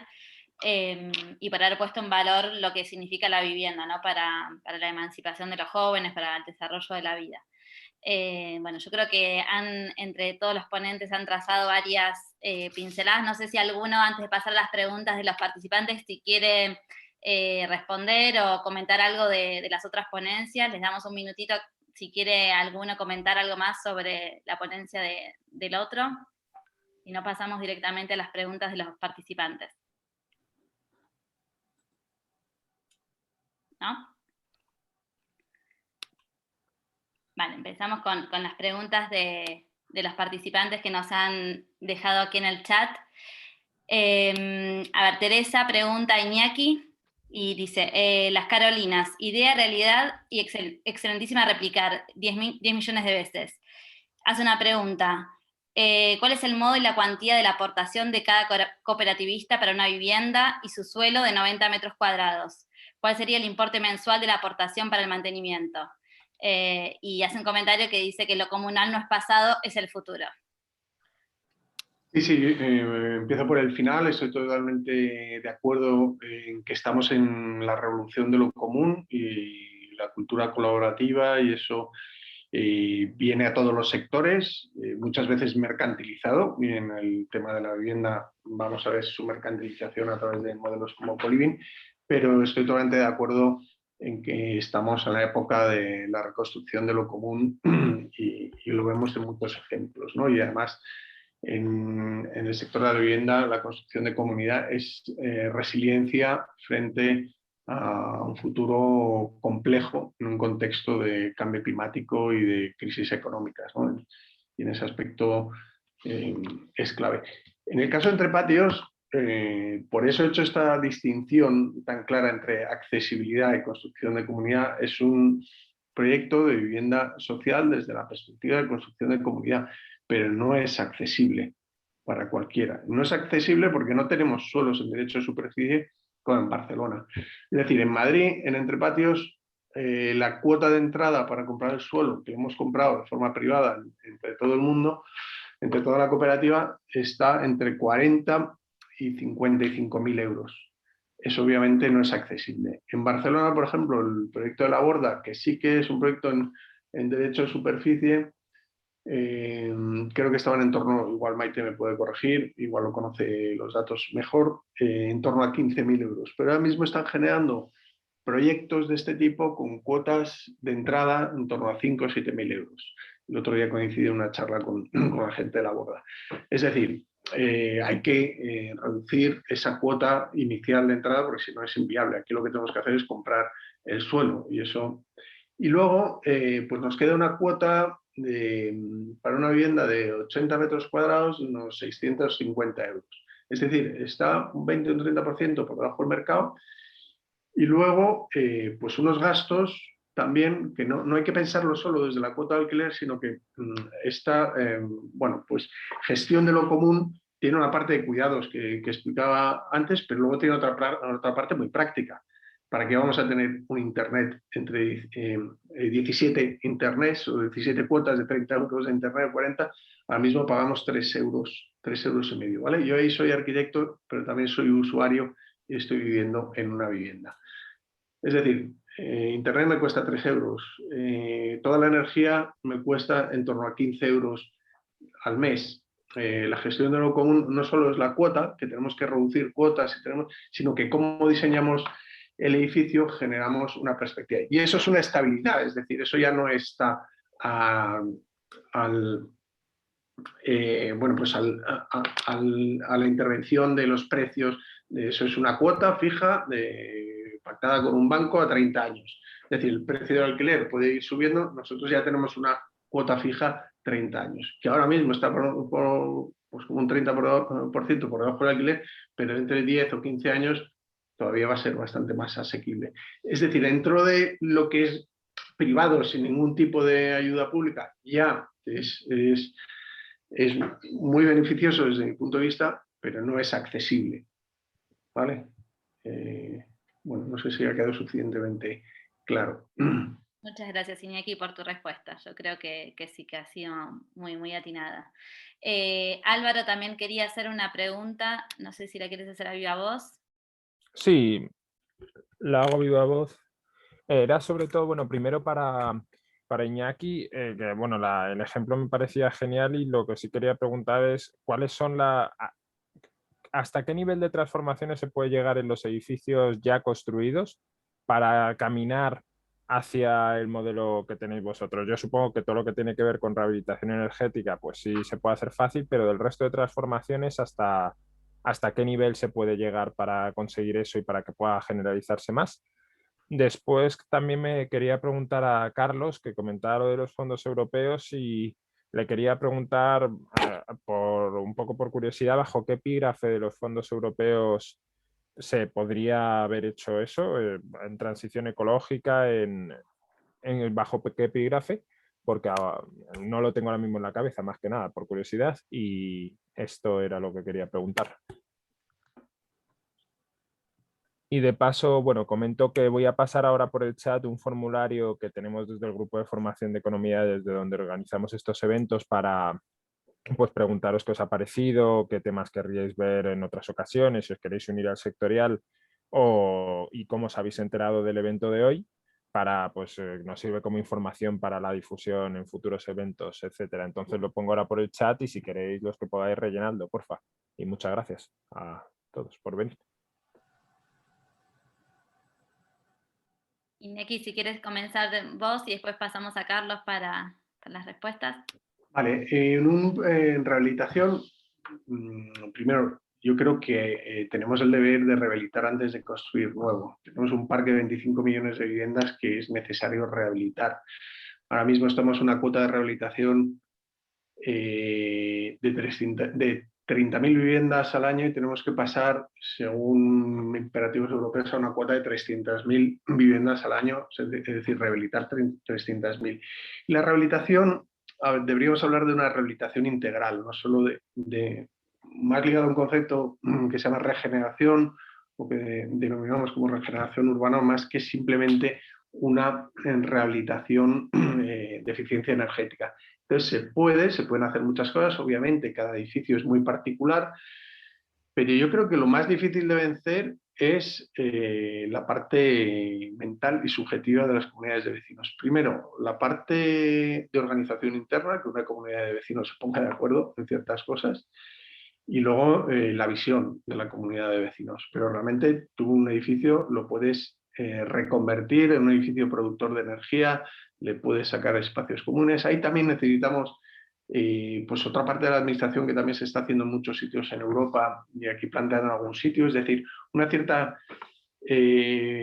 fiscalidad, no fiscalidad, sino una edificabilidad relacionada con, es decir, en un edificio que ya hay 30 viviendas puedo generar un aumento de edificabilidad por hacer una rehabilitación integral, de manera que me permite hacer 150 metros cuadrados que puede ir destinado a lo común o a privado, se podría condicionar que me permita generar, por un lado, en las ciudades aumento capacidad y bueno, y genero recursos financieros para afrontar. Entonces, cada edificio tiene sus peculiaridades, pero gestión de accesibilidad, gestión de servicios comunes, convertir el edificio en un edificio productor de energía, hacer una gestión. Por ejemplo, entre patios hay una factura, un contrato, en vez de 17 contratos de luz. ¿No? También es una entidad única, no son 17 divisiones horizontales donde... pero ahora mismo el Internet común también se puede hacer y luego gestión de espacios en común también yo. El freno lo veo más en la perspectiva de la comunidad y en la capacidad de ponerse de acuerdo en ciertas cosas, ¿no? Y el cambio de paradigma mental de todo el grupo. Puede haber uno o dos que lideren una historia así, pero arrastrar a todo el mundo lo veo complicado. Proyectos como Entre Patios es que se junta la gente antes con esa visión y se trabaja mucho el propósito y la visión, ¿no? Y luego cuando estás, obviamente ya estás en un edificio muy, muy avanzado, ¿no? Pero se puede hacer. Muchas gracias, Iñaki. Carlos. Sí. Bueno, como sabéis, el plan presentado por el Gobierno español tiene como 4 objetivos fundamentales que son la transformación digital, la transición verde, la cohesión social y las políticas de género, ¿no? De igualdad de género. Bueno, este planteamiento, creo que te refieres a la dotación de 6.000 millones que he comentado para que las administraciones públicas puedan participar, ¿no? De esas operaciones de los grandes operadores inmobiliarios a través de la figura prioritaria, ¿no? Y preferente de tanteo y retracto, ¿no? Esto claramente sería una política de cohesión social porque va dirigida a facilitar el acceso a la vivienda de colectivos excluidos. Se pueden dedicar esas viviendas a vivienda social preferentemente o en su caso a viviendas de alquiler asequible. Luego, por buscarle un enmarcamiento más concreto dentro del plan, pues podría estar directamente entre la primera política palanca, que es agenda urbana y rural, lucha contra la despoblación, en lo que sería en la segunda política, en la segunda componente, que sería el plan de rehabilitación de vivienda y regeneración urbana. Claramente esto sería un componente de regeneración, el empezar a generar un parque de vivienda de propiedad pública, en este caso ya está construido. Luego digo que en el suelo público el Estado puede ser directamente promotor. Lo más caro de una vivienda, entre el 70 y el 80%, es el suelo. Lo más barato es construirla. Construirla lo hacen las constructoras. La financiación es asequible, más barata que nunca. Y ya vuelvo a repetir, una empresa pública generada con esa finalidad, como existen en algunas comunidades autónomas y ya lo están haciendo, por ejemplo en Navarra, Nasubinsa está promoviendo directamente en suelo público y esa vivienda ya es un parque público de vivienda. No, esta sería recuperar la socialdemocracia original, la del Partido Laborista, antes que Blair inventase la tercera vía y Margaret Thatcher dijera de él que había sido su mayor triunfo, ¿no? Muchas gracias, Carlos, por tu respuesta. Tomamos las últimas 2 o 3 preguntas. Jorge Moruno quería hacer una pregunta. Sí, respecto a lo último que comentaba Carlos, es una pregunta, bueno, a Carlos y a Maite también. Me interesa mucho en el modelo de Viena la idea esta cuando ellos hablan, claro, también es en qué términos o qué significa lo mismo en lugares distintos. Cuando se habla de colaboración público-privada, aquí lo pensamos, no sé, como contratos que le dan en el IFEMA la señora Ayuso, ¿no? O una manera de garantizar la rentabilidad del sector inmobiliario con instrumentos y con recursos públicos. Pero en el caso de Viena, que el mayor propietario es el municipio, si conocéis cómo aterriza su modelo este de beneficio limitado y que creo que están obligados a reinvertir también en vivienda social. Es decir, de alguna manera, ¿cómo podría pensarse ese modelo aquí? O si es factible o más o menos si podéis desgranar un poco cuáles son las claves de cómo funciona, cómo lo hacen. Gracias. Bueno, comento brevemente. Con Viena, además estaría encantada de poder facilitarte más información, que ahora mismo no la tengo tan accesible ni tan fresca. Con Viena, en mi labor de consultoría, por ejemplo, coordino el grupo de trabajo de Eurociudades, que es la red de ciudades más grandes a nivel europeo. El grupo de trabajo temático de vivienda lo coordinan junto con Barcelona. Tengo una estrecha colaboración con Viena Wohnen, la Agencia Pública de Vivienda. Y ellos era realmente... el debate está en el cómo, ¿no? Yo creo que ellos han superado tanto en Viena como en Ámsterdam, como en Francia, como en muchos otros sitios.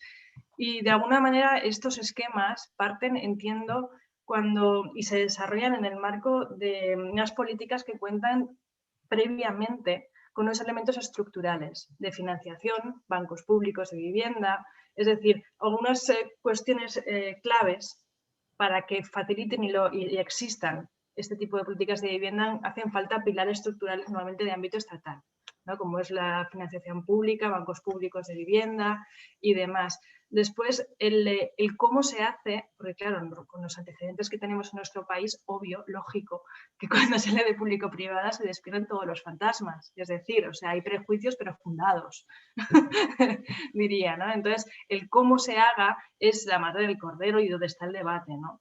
Entonces, por ejemplo, allí tienen clarísimo que cualquier colaboración público-privada tiene que descansar sobre una lógica de revolving funds, es decir, de fondos que se reinviertan y que el sistema sea replicable y que funcione por sí mismo de manera autónoma, generando sus propios recursos.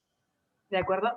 Entonces, cuando, por ejemplo, en Viena hablan de colaboración público-privada con empresas, las obligan a reinvertir los beneficios para que vaya girando y siga girando la rueda y se vaya nutriendo de recursos que van ellos generando. Entonces, de tal forma que no sea un embudo de recursos públicos permanente, que no se entienda, que se autogestione, ¿no? de autofinancia en lo mayor posible, ¿no? No hay solo una receta, creo que hay una gran diversidad de acuerdos, de formatos, es de una enorme complejidad el esquema de funcionamiento. Seguramente hay algún colega por aquí entre el público que es mucho más experto que yo en estos temas. Eduardo, va por ti, por si acaso no me escuchas.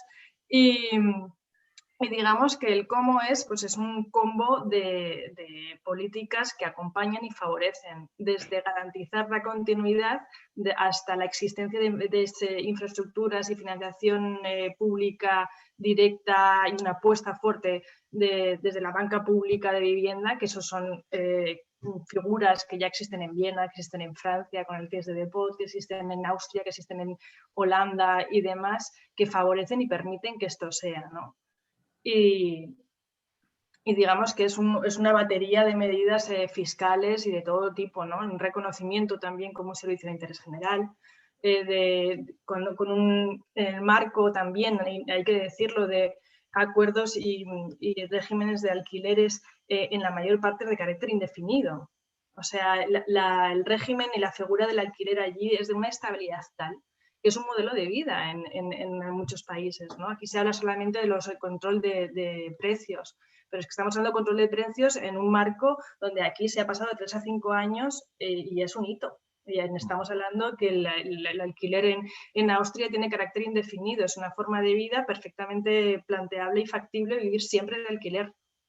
Entonces, es tan estable, es tan seguro el marco de operar que eso facilita de alguna manera que esto sea un mercado de carácter no especulativo donde los 2 dígitos no caben de beneficio, ¿no? Donde se está hablando de intereses legítimos, por supuesto, pero muy acotados, medidos, donde hay un equilibrio también de incentivos desde muchos ámbitos y donde además siempre se mira en el largo plazo, que es algo que aquí es una necesidad de incorporarlo. Entonces, pues aquí realmente es disruptivo, entiendo que levante muchos fantasmas porque tenemos precedentes de las peores maneras, pero el cómo se haga es el debate, entiendo, ¿no? Y yo creo que cuando miras nuestro entorno es claro y es patente que esto es una tendencia general europea y que ir a pulmón solos, público, para mí es ideal, pero no es factible, para mí es utópico, sinceramente, ¿no? Con un parque del 2%, pues podemos alcanzar una incidencia en el precio de mercado, pues no sé, en dentro de 80 años, ¿no? Yo creo que aunque ambicionar ese objetivo es estupendo, creo que no es realista. Muchas gracias. Sí. Perdón, sí, Carlos, ibas. Sí, aquí sobre el tema de Austria, con el tema de la vivienda, yo es un poco tengo la misma actitud que cuando desde algún ministerio, no precisamente el de trabajo, nos plantean lo de la mochila austriaca, ¿no? Que es como la mochila pero sin lo demás de Austria, ¿no? Esto es un poco parecido, ¿no? La colaboración público-privada en la vivienda, pero sin contar ya con una infraestructura que es la que tenemos que construir, ¿no? Es verdad que la situación de Barcelona es, por el suelo disponible público que pueda haber, es distinta a otros sitios. Yo digo lo relevante es el suelo, y suelo público hay mucho. Lo relevante para construir dentro de unos costes muy razonables que desde luego son financiables por el Estado. Otra cosa es que se quiera o no se quiera acometer. Nosotros partimos de una situación de derrota del Estado, de Estado subsidiario de los intereses privados, no solo en este ámbito, en general, lo sabéis, prácticamente no tenemos empresas públicas. Desde el 85 se toma una decisión de desarrollo desde nuestra tercera vía propia, ¿no? En la socialdemocracia, que es la de ir privatizando y liberar. Bueno, ha adquirido nombres muy distintos, se le ha llamado reconversión, modernización, racionalización, desinversión, ahora es colaboración público-privado el nuevo mantra que se utiliza, pero se trata siempre de lo mismo, ¿no? De que el Estado abandone poco a poco áreas de gestión de lo común, de la vida pública. Privatizamos primero las empresas públicas, luego las public utilities, perdimos Endesa, que hubiera sido una palanca de transformación importantísima en esta transición ecológica. Precisamente la vendimos a una empresa pública italiana, ¿no? Con lo cual habla de la terrible paradoja en la que estamos metidos. Y lo siguiente que está sometido a presión son los servicios públicos, ¿no? Vemos como en la sanidad, la educación y en la protección, vemos como los bancos intentan trasladar miedo con respecto a la protección en pensiones, que cuando gobiernan aquellos que son más próximos a sus intereses hacen reformas muy profundas. Creo que la derecha no tiene ningún tipo de complejos en hacerlo rápido y furioso y actuar desde el boletín oficial del Estado para cambiar las cosas en favor de los intereses de las personas que ellos defienden, de los intereses privados, y que en cambio cuando gobierna la izquierda es absolutamente timorata, ¿no? A la hora de hacer cosas, y entonces todos son dificultades y no se pueden hacer las cosas porque partimos de niveles muy bajos. Yo creo que no es así, que se pueden hacer cosas muy importantes si efectivamente creemos en lo común, creemos en lo público, creemos que el dinero del contribuyente se tiene que gastar para defender los intereses de todos. Y bueno, pues ya digo que es que no es solo este ámbito, es todos los demás, ¿no? Nosotros con el gobierno, aunque sea salirme un poco del tema, tenemos una gran lucha con el diseño de los PERTEs, porque pensamos que el control al final de todo ese dinero no va a ser público, va a ser privado, y las patentes que salgan de esos proyectos al final van a quedar privatizadas. Bueno, pues nuevamente estamos en este modelo subsidiario de Estado que lo único que se dedica es a extraer el riesgo del sector privado. Cuando las cosas salen bien, el beneficio queda privatizado, y cuando sale mal va el Estado a rescatar a las autovías y a los bancos y a pagarlo desde el presupuesto público. A mí me gustaría comentar algo al respecto, no sé si puedo, Sabrina. Sí, iba a decir que había unas preguntas más y que después les daba un minutito a cada uno para cerrar, pero si quieres hacer tu intervención ahora sí de este tema. Sí, es que me parece que, Jorge, porque más allá de esta dicotomía de lo público y de lo privado, y de que lo privado, y es verdad y nos ha pasado, pues viene de un modelo puramente neoliberal de maximización del beneficio, la clave lo comentaba Maite en el sentido de si conseguimos un privado que pasa de los 2 dígitos a un dígito, y nos ponemos un 3, un 4, que es lo que hace Francia con el beneficio limitado, lo que hace Viena, lo que hace... Es decir, ese privado o ese capital que hoy en día se llama de impacto, es decir, la economía de impacto, que trata de generar un beneficio económico consciente y sostenible, es decir, ya no estamos hablando de un 15% por desarrollo de vivienda, no estamos hablando de un 20%, estamos hablando igual de un beneficio de un 3, un 5, al lado de un beneficio social y al lado de un beneficio medioambiental, ¿no? Lo que entendemos como triple balance. Toda esa economía de impacto, que lleva muy poco tiempo de desarrollo, ahí es donde se tiene que producir esa relación público-privada. La público-privada con un sector que está creciendo, ¿no? y trata de construir pues, otro tipo de lógicas, ¿no? Venimos de un sector o de una organización de los sectores donde tenemos, el primer sector es el sector privado, el ánimo de lucro. El segundo es la administración, que es lo público. Y el otro es el tercer sector, que trata de solucionar los problemas sociales y medioambientales que genera el primer sector. A lo que vamos es a la construcción de un cuarto sector, es decir, empresas privadas que transitan del primer sector y del tercer sector para la construcción de una lógica de impacto que genere beneficio social, beneficio medioambiental y beneficio económico, beneficio limitado, ¿no? Entonces yo creo que ahí podríamos extendernos largo y tendido sobre esta modalidad, pero ahí yo creo que están las claves de una relación público-privada, o por donde deberían de ir desde mi punto de vista, y están yendo de otros sitios las relaciones público-privadas. Muchas gracias, Iñaki, por tu propuesta y tu visión.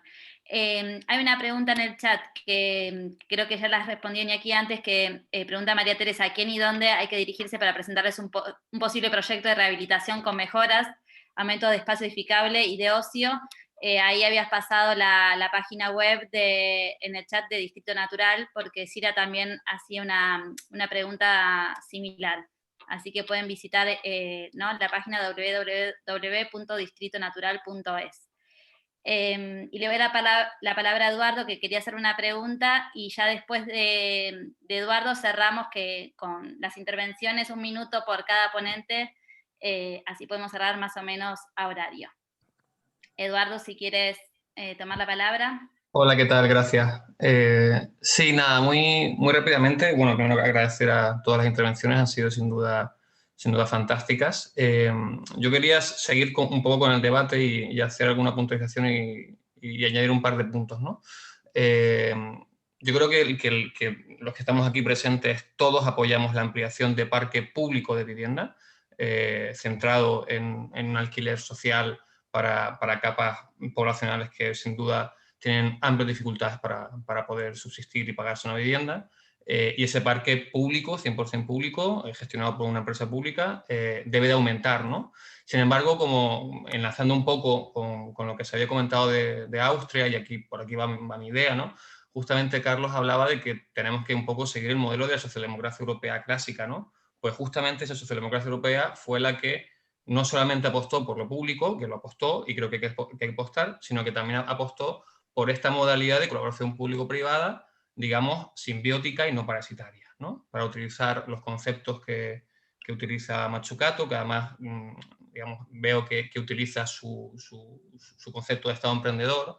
Y aquí quiero terminar simplemente con una definición que ella da, ¿no? Que ella da en su último libro, en Mission Economy, que te recomiendo, Carlos, que te mires, porque es muy interesante por cómo ella conceptualiza concretamente el Estado emprendedor.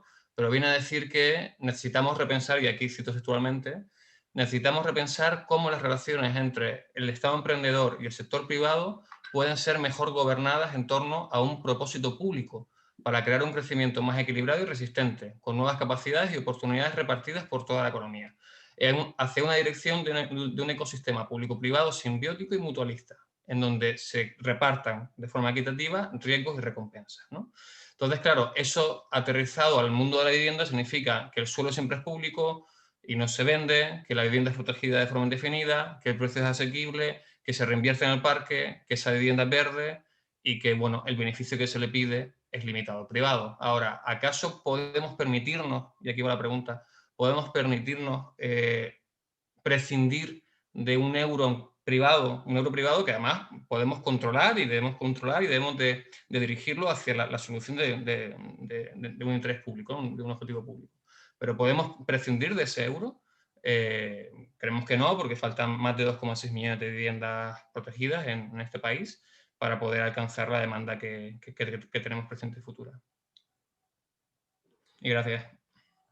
Yo no sé si puedo decir algo o, vamos, lo que digas tú, Sabrina. Adelante, sí, les doy 1 o 2 minutitos, perdón por el apuro, pero porque ya nos pasamos del tiempo. 1 o 2 minutitos a cada interviniente para responder a esta pregunta y en general para cerrar y después Jorge también que haga un breve cierre de la actividad. Gracias. No, yo lo que quería decir es que lo que nos falta a nosotros es el Estado, es que el Estado está ausente. Mariana Mazzucato construye su reflexión sobre un Estado que existe, ¿no? Ya cuando cuenta el ejemplo recomiendo igual que Eduardo el libro de Mariana Mazzucato, que es fantástico, pero claro, hay que contextualizarlo, ¿no? De dónde parte ella. Si hubiera hecho el libro pensando en España, lo hubiera escrito de otra manera. Posiblemente, no lo sé, me estoy aquí arrogando una serie de cosas, pero yo creo que hubiera contado que aquí lo que falta en nuestro modelo es que hay una de las dos iniciativas que no existe. Entonces, como no está, es lo primero que tenemos que construir. Y una vez que la tengamos, pensamos en lujitos, si me permitís la expresión, ¿no? Que es lo que otros ya pueden estar construyendo y reflexionando, ¿no? Seguramente a lo largo del camino podemos tener también esos elementos, pero permitirme que haga ese trazo grueso, es que lo que nos falta es eso. A mí me gusta mucho la reflexión de Mazzucato que hace lo del hombre en la luna y cómo cuenta el papel de la NASA que tuvo. La NASA efectivamente subcontrató muchas cosas, ¿no? Porque obviamente no lo podía hacer todo, pero la NASA dirigía porque conocía muy bien el proceso, porque sabía la tecnología, sabía lo que quería y sabía dónde quería llegar. Bueno, eso no lo tenemos en el Estado español, lo tenemos desarbolado.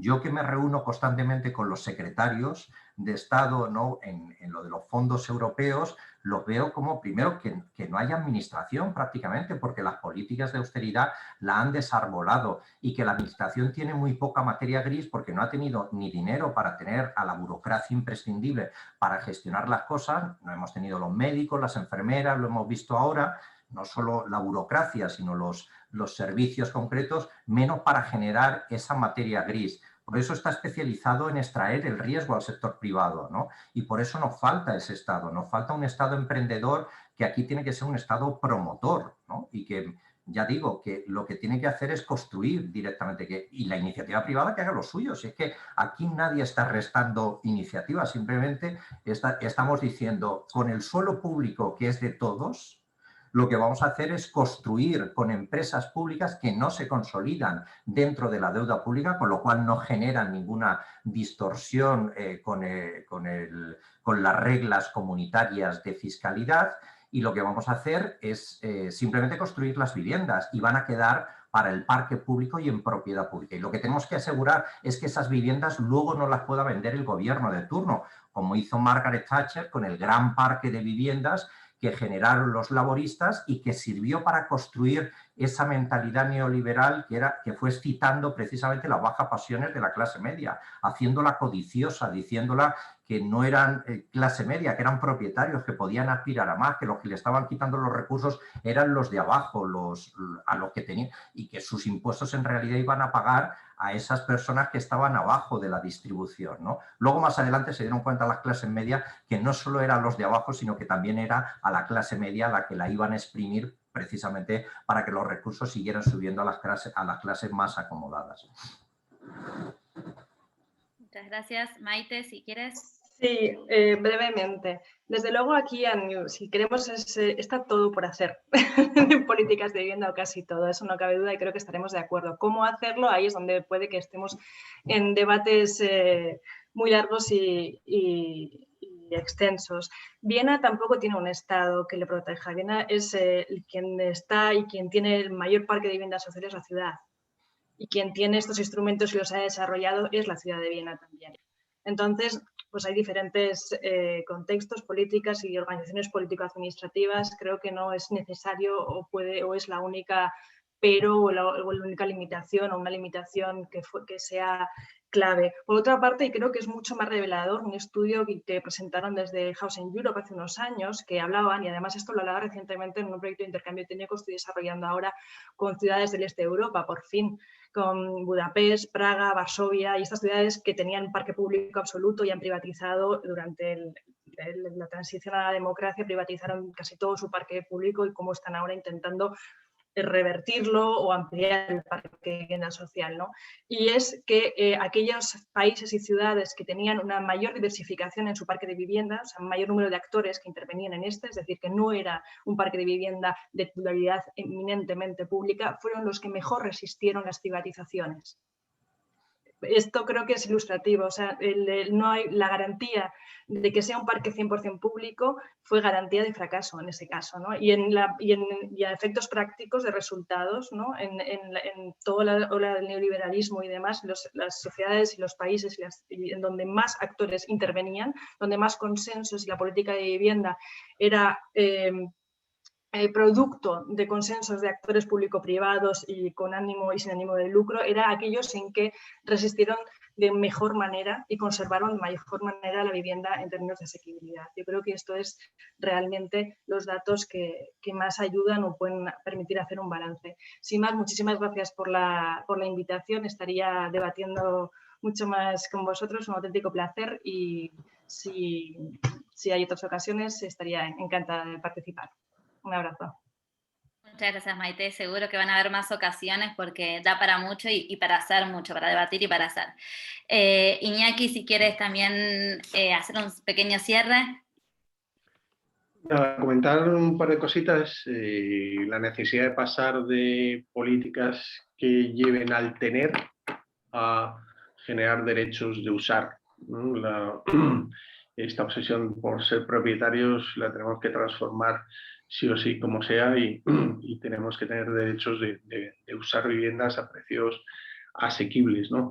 Y luego el otro concepto de no tender tanto a casas, sino a construir hábitats que van, un concepto mucho más relacionado con la construcción de relaciones en torno a la comunidad y al barrio, ¿no? Y no entender solo la vivienda desde una perspectiva también individualista de este sistema neoliberal que lo que ha hecho ha sido generar un montón de individualidades, ¿no? Y nada, pues afirmar lo que decía Maite, estoy totalmente de acuerdo y es lógico, ¿no? Si todo está en manos del Estado, cuando cambia el Estado y llega a manos de otros, es mucho más fácil deshacerse de ellos o venderlo, privatizarlo. En cambio, si el parque inmobiliario está en muchas manos o tiene una complejidad propietaria, luego es mucho más difícil deshacerlo, ¿no? Y tiene su coherencia, me ha parecido muy oportuno. Nada más. Muchas gracias por haberme invitado. Muchas gracias, Iñaki, por compartir con nosotros tu visión y tu experiencia y propuestas también. Bueno, ahora le damos la palabra a Jorge si quiere hacer un cierre brevemente de esta actividad y de tantos debates y temas que salieron. Nada, simplemente agradeceros al sectorial por haber montado el debate y agradecer a los ponentes por este debate que yo seguiría escuchando durante más tiempo porque lo suyo es ir afinando cada vez más para ir buscando soluciones compartidas y la verdad que da gusto escuchar este intercambio de opiniones sobre temas cada vez más concretos y nada, simplemente agradeceros y qué pena que se haya hecho tan corto. Muchas gracias, Jorge. Da para más, entonces seguramente van a haber más debates y encuentros post elecciones. también seguiremos debatiendo. Muchas gracias a todos y a todas. Vamos a subir la grabación de esta charla también a YouTube para que la puedan compartir y seguir reflexionando. Y bueno, muchas gracias a todos los panelistas y a todas y todos los participantes por estar aquí.